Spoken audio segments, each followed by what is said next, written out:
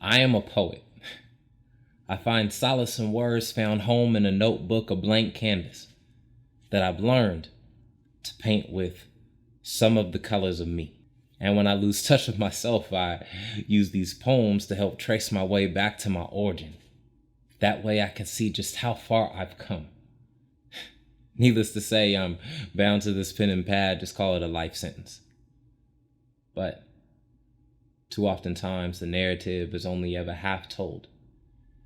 This pen pleasingly paints purgatory populously, while joy is a thin through line on which I've yet learned to reside.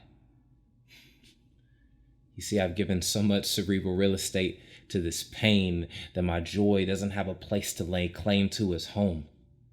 And looking back at these poems, I don't know how anyone would recognize how the healing hands of God have nursed this fractured pot whole. You see, there's this Japanese art called kintsugi, in which a broken pot is stitched back together using gold, making it more valuable than it ever was before. And I am the clay, turned pot, that shattered upon collision with sin, made whole again, and somehow I only ever tell tales of my brokenness, ignoring the moments where the wrinkles in these cheeks are navigational lines to my bliss, times in which time didn't run on time because we were moving in slow motion, though it felt like it flew by in a second. Contradictory recollections, but you see, joy don't gotta make no sense. It just gotta be what it is. As the old saying goes, joy will always come in the morning, so I will treat this pen as the sun.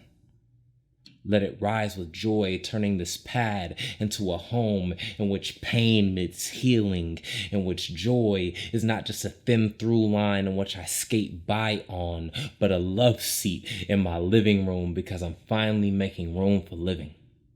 No longer just dying because I am a poet. I find solace in words, have found home in a notebook, a blank canvas that I'm learning to paint with all the colors of me.